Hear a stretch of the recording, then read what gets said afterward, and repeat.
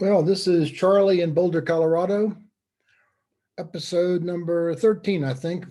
Continuing into emotions. I hope you're enjoying this.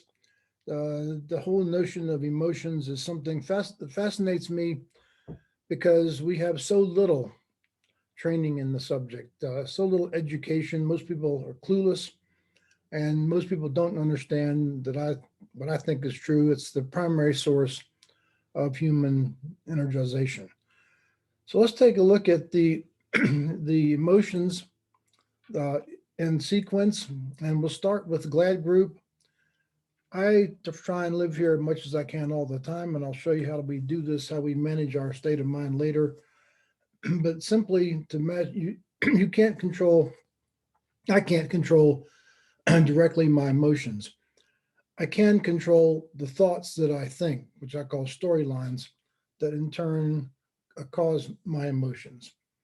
And why do you want to live in happiness? Well, it makes people around you like to be with you. And perhaps most importantly, it's a magnificent source of human energy. All these bright areas are human energy. This is the run. Spread it. How about making expressions of glad a habit? You might think of it as your personal bureaucracy.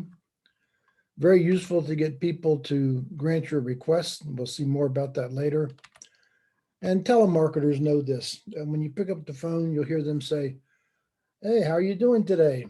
What they want you to do is say, "I'm feeling good," because once you get that mood, you won't want to break it and give them what they want. So whenever I pick up the phone and hear, "How are you doing today?" Boom, I hang up. I know what the game is. And it energizes everyone. This is a fascinating piece. There are two very different glad group emotions, pleasure and happiness, that companies, international companies and US companies have conflated, which is a fancy word for says make them be the same to sell us toxic stuff, to get us to smoke cigarettes, eat junk food, and now opiates. One opiate is too many, and 1,000 isn't enough. There's a huge epidemic of death in the U.S. from opiates. So I'll watch this video. I won't show it to you because of the YouTube rules, but you can find Robert Lustig on YouTube and look at him speaking about this. He's an MD in neuroendocrinology.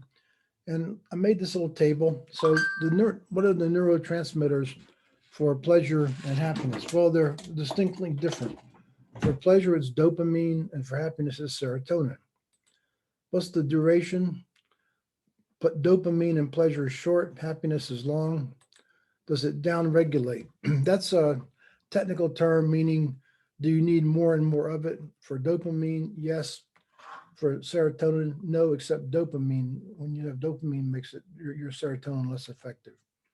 The action for pleasure is taking, for happiness is giving. Do substances work? Yes. Drugs and alcohol. Dopamine, yes. Serotonin, no. Addiction, yes. All extremes. So when he speaks about this, he says this is really fascinating. The things that create happiness are not for sale. They are, however, available to every person on the planet. The first is connect. He calls these the four C's. Connect personally. When you make eye contact, you generate empathy, and the neurophysiology is it energizes something called mirror neurons. Contribute. Give something outside yourself. So I like the idea of making your workplace better, and you'll learn how to do that in this workshop. Go do the work. All my intellectual property is free. My time to help you is free. Please do that. Cope. Sleep. He says we don't get enough sleep. Mindfulness, which I think try and summarize as noticing one's experience.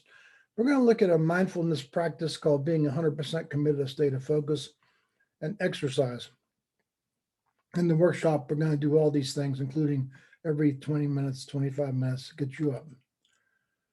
And what you eat matters. Cook real food. So tryptophan is the protein that is best for building your serotonin, and you get it mostly in fish. We don't eat very much. Omega 3 strengthens your neural membranes. So eat real food. If you go to a restaurant, you don't know what you're getting. So he says these are all things your mother told you and you forgot, which may be true. Mad is uniquely powerful and energizing. We're going to see in the drama piece, it covers up weaker emotions. It's so powerful. And use it. Anger at situations, Martin Luther King, angry at injustice.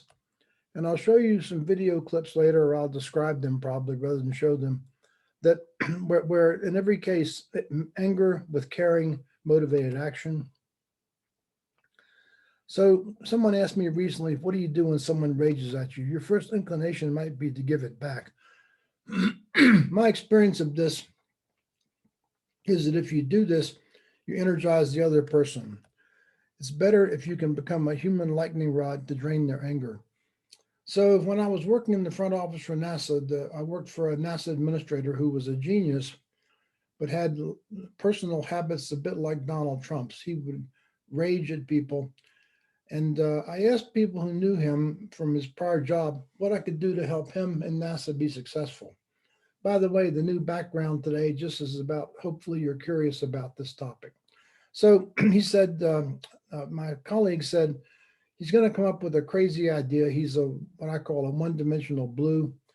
And someone needs to tell him it's a stupid idea before you run the whole agency into the wall. So I decided I would do this. I went up and sat next to him in staff meetings, and I would sit down and ground my feet to the floor. So you may not know how lightning rods work, but they take the lightning and with a low resistivity, just conduct it into the ground and nothing happens. So I decided to be a human lightning rod for his anger. And I just belly breathed to get myself into a stable state as possible. So things would be going along, and Dan would say something really inane. The whole table's full of senior managers. And I said, Dan, that's really not a very good idea. And then waited, and lightning came. And after about 15 seconds, it dissipated, and he said, Charlie, you're absolutely right. Nothing did as much to endear me to senior management as my ability to do this. Now, it was not enjoyable. I didn't like it. I'd have to walk around outdoors for about 15 minutes, try and find some wooded areas near the headquarters in Washington. And then I was okay. I did this for about 8 months and then got tired of it. How about this? You will not be punished for your anger. You'll be punished by your anger. When we look at the drama section, you're going to see that being prone to being anger is deadly. Sad grief's an interesting one. Embrace melancholy, sober reflection on your life choices. It's good just to be quiet for a while and reflect. And it stimulates creativity. You may know that Van Gogh did almost all of his fabulous and fantastic paintings when he was in the insane asylum at Arles, cut off his ear and so forth. And Einstein arguably did his best work in the year of 1905. He was rejected by his family. He couldn't get a university job. He's working in the patent office. And in this 1 year working at night, he wrote a paper about the photoelectric effect, which kind of set up quantum mechanics. That won him a Nobel Prize. And he's even better known for his theory of special relativity. I've talked a little bit about how time, length, and mass all change as a function of relative velocity, a very non-intuitive idea. And everything's shaped by this thing, gamma. 1 over your relative speed is the v, and c is the speed of light. Small effect, but incredibly important. Think about how we respond to people who are sad. We comfort them. We don't do that with any other emotion. And it's the best way to move through losses. So my program scientist came to me one day and said, Charlie, the science community is ripping themselves apart. They're full of anger, nasty emails. Can you do something? Well, I said, sure, let me see. So I knew there was an American Astronomical Society meeting coming up in Philadelphia in about 2 weeks. So I called the head of the society, said, sure, Charlie, we'd love to have you speak. I called the conference manager and he said, Charlie, it's a science conference and all the slots are taken and I can't take a slot away, but here's what I can do. I can put up posters that you can come up and speak to us. How about Tuesday night?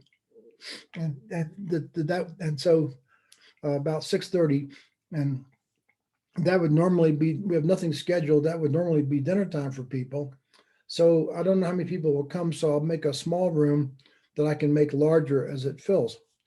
So the first time I'm able to think about this is I'm riding on the train from Washington to Philadelphia. It's about 2 or 3 hour train ride.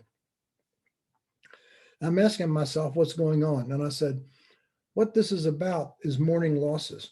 And no one's ever taught these technical people how to do that. So I got there about 6, walked into the hotel, went into the room where I'm going to speak. It's already filling up. They're expanding it, expanding it. Finally, they made the room the biggest it could be. Every seat's taken. People are standing against the walls and in the aisles. So I walked up to the microphone to the podium and I said, this is about losses. The Hubble mirror flaw for me is loss of my personal reputation, that of my team, that of my agency, and even my country, because it was an international project. And for all of you, it's about losses. I see lots of young faces in this room. These are probably people who plan to get a Hubble grant and use Hubble data to make a PhD thesis. I'm sorry, but most of that's not going to come. Probably many of the younger scientists in the room are living on what's called soft money. You need a grant to pay your salary. I'm sorry, but a lot of you are going to be out of work. And even the senior scientists in here that have jobs, you're not going to have the students, you're not going to be writing the papers you thought. And so this is about losses for all of us. And the only way I know to move through losses is to mourn them. So put your head down, be still, and let yourself feel the sadness of your losses, all your losses. So the room starts filling up with crying astronomers. So I waited, probably 800 of them, I don't know. I waited for what I thought was a very long time, probably about 2 minutes. And I said, now that you've learned what you have to do, go home and complete the process in whatever way works for you. And now I'm going to tell you about my commitment to find a way to fix the telescope. I went back to Washington the next day and went back to work. And my program scientist walked in and said, I don't know what you did, but it's all quiet. They've all quit all this morning. It's all stopped. And I said, oh, it's really simple. I taught them how to move through losses. This is something I really like. I got an email from a lady from a workshop a couple of years ago after the workshop. And she said, Charlie, I want to tell you, I was so moved by your story about Hubble and the losses. And I realized my children and I had never mourned the fact that their father deserted us. And we're still carrying that around with us. So on a Saturday, I sat down with them and did exactly what you did. I said, let's let ourselves feel the sadness of these losses. And for the first time, we're free. Scared group. Rational fear is useful. And unfortunately, most fear is irrational. What do I mean by rational fear? Well, for example, we used to take cruises fairly often. And the way cruises work is that if you cancel typically like a month before the cruise, you lose all the money and they're expensive. So when we book a cruise, I'd be super careful about not getting on ladders or walking any place I could become injured. So that's a rational fear. Unfortunately, most fear is driven by emotions and irrational and doesn't make any sense. So scared with love can mobilize. I got an email from an MIT scientist, Hal Bratt, and he related something that I'd forgotten because this kind of thing was fairly common for me. He said, some years ago, you called the science working group for this project, X-ray Transient Explorer, to meet you at Goddard, and you told us that you're going to require us to find a way to descope the project and reduce the cost, or the project will be canceled. What you didn't know is we met before we met with you and decided we're going to resist you tooth and nail. We're not going to do it. But when we met with you, you changed all of our minds very quickly because what we saw was you cared. This is the power of putting two emotions together. Scared with angry can immobilize. And what's interesting is eyewitness accounts are very inaccurate because of what's called the HPA axis, the hypothalamus pituitary adrenal cortex. So if I'm called for jury duty, I explain to them if they ask me what I think, I say I have no faith whatever in eyewitness accounts, and that usually gets me dismissed. I don't. It's the truth, but anyway, kind of fun. There are two basic scared group states: the sympathetic, which you may know as fight or flight, and the parasympathetic. I don't know where the names come from, which is a state of deep relaxation. So I'm going to show you later. We can enter that with very easily with belly breathing, and this is incredibly useful. And how about this? We like the energy of scared when it's safe because we like being energized. And that's why some people like roller coasters. I don't, and horror movies, the good ones I like. So some years ago, I decided to get a therapist, exercise therapist, and she said, "I want to interview you before we work together. I want to know what your goals are in your life." And I said, "Well, I have no goals." So I thought, "Is this kind of odd?" I called my best friend, and said, "You ever had any goals?" He said, "Never. I've never had any goals either." So I said, "I'll tell you one goal that I don't have is to live as long as possible." He said, "You need to read this book by Atul Gawande." And he talks about the fact that he's a surgical oncologist, and he didn't know how to talk about death with his patients. So as a result, he would just do the surgery. Now the problem with that is that his surgery would end up with a lot of people permanently disabled, quadriplegics, and others dead.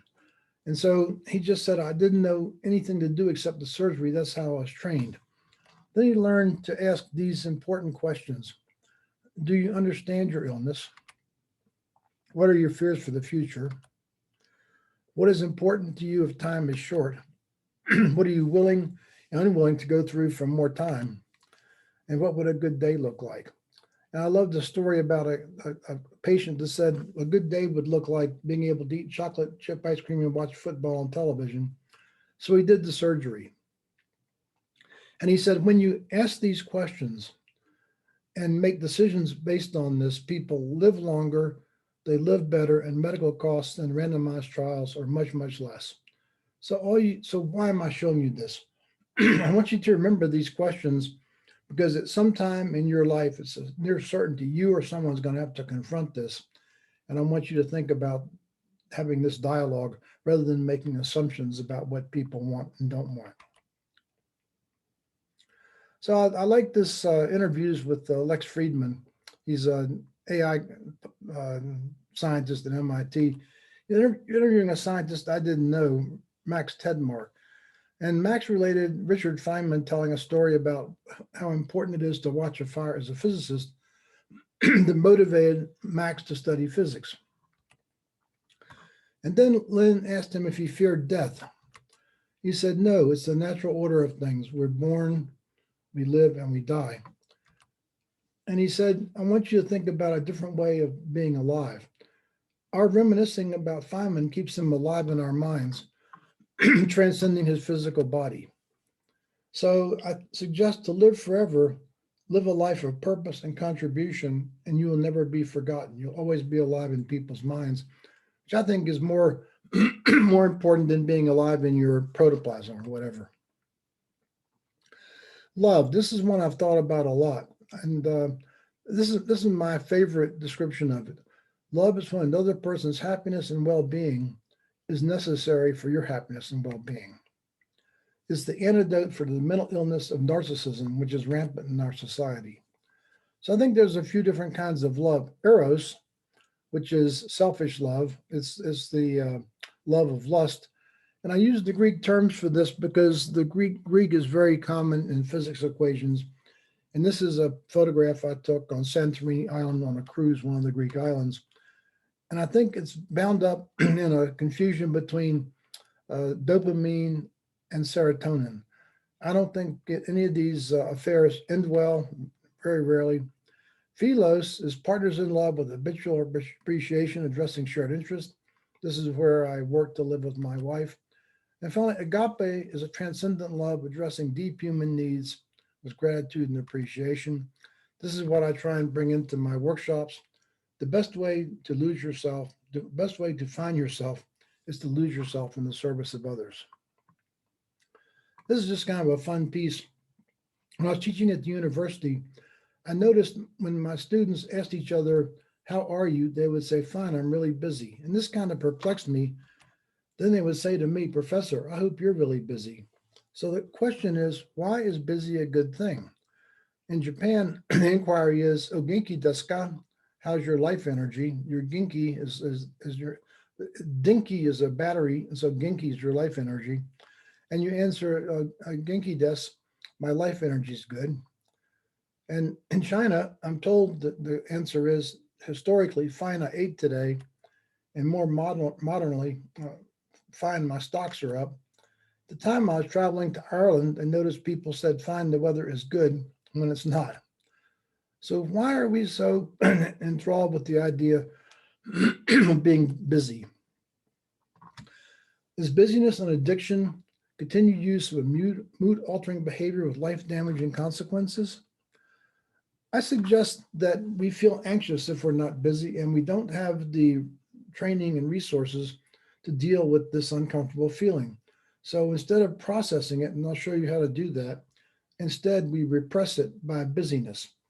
And the flip side of this is if you want to feel your feelings, you're going to have to slow down.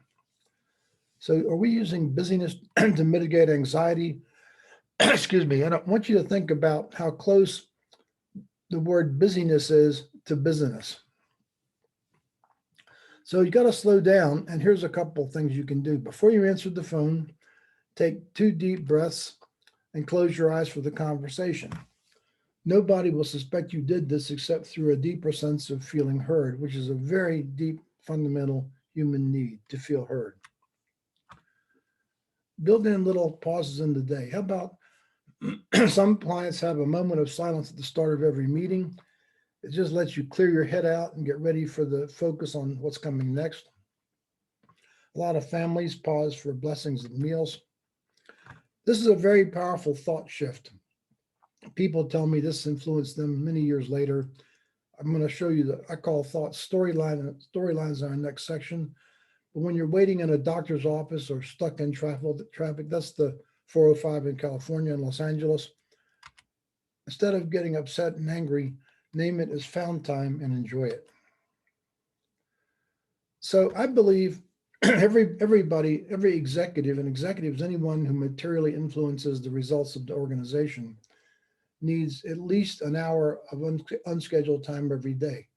Now, in Japan, if you're by yourself, people will see that and close the door, politely leave, because there's a state of a kind of a relaxed state of reflection that you might be in. They don't want to bother that. In the US, if you're by yourself, they think you're doing nothing useful, so they'll interrupt you. But if you're in a meeting, they won't. So my calendar back in jobs I was in would fill every day if I let them. So I had my secretary schedule meetings with myself for 2 hours a day. And when someone called or came, she'd just say he's in a meeting. She wouldn't say I'm in a meeting with me. What would I do in that time? I'd think, I'd write, I'd work, I'd contact people I need to contact. And one of our clients negotiated quiet time for their team every Wednesday morning between 8 and noon. They would do no social activities. I said, "What'd you call that time?" They said, "Doing real work." So here's an experiment you can do, pretty simple. Commit to doing nothing for 10 minutes. If you're worried you're going to waste time, set a timer. Notice your emotions and notice where they are on your body. They're most likely going to show up in the chest area as anxiety. What you need to do is the breathing the way all athletes and professional singers breathe, belly breathe. The muscle of breathing has nothing to do with your shoulders. It's this diaphragm that separates your lungs from your other organs. So stand up, put your hands on your stomach, very slowly push your diaphragm down.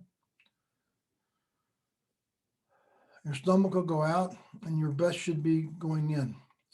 Same, push your diaphragm up and down. Make sure when you push it down, breath is going in, and when you push it up, breath is going out. It's possible to override that. It's not healthy. And I just find this so relaxing. So I live in an altitude of almost 6,000 feet above sea level. The air is very thin. You need a really big belly to breathe up here. Practice this. And I travel a lot, used to, used to travel a lot before COVID. And so a lot of jet lags. I think in 2019, we left the country, we left the US 8 times. And I'm talking about trips to Asia or South America or Europe. And so I wake up in China, wake up in Beijing and look at the clock, it's 2 a.m. So what do? I just lay back and I do the belly breaths lying in bed. I don't use my hands on my stomach like the picture, and I do just count slowly. And it feels like nothing's happened. So I wait, open my eyes. It's 4:30. Oh, okay. So close my eyes, belly breathe. It feels like nothing's happening. Open my eyes. It's 6. Okay, get up. What we're doing is we're activating the parasympathetic response. Why am I telling you this? This is a good arrow to have in your quiver for any time you have insomnia from any cause. Try this. Just belly breathe slowly, and it certainly works for me. So the key idea here is to manage your emotions. You need to experience them. And for that, you have to slow down and breathe into them and check for the thoughts that are powering them. We'll talk a lot more after we do the thoughts piece about this interplay. And express the emotion situation requires. I like to start meetings with glad group. The mood continues that way through the meeting. And nothing is more priceless than sense of humor when you have a difficult situation. Anger at situations with caring, with love to motivate, remain centered and calm to drain other people's emotions. Sad to move through losses, melancholy to slow down and create. Scared, bring attention to impending calamities with caring to motivate. And make appreciation a habit. Speaking of loving your work, embrace empathy. Emotions are like children. You don't want them driving the car, but you don't want to stuff them in the trunk either. So card check on emotions. Thank you. And we'll move into thoughts next with our next episode for what I'll call storylines.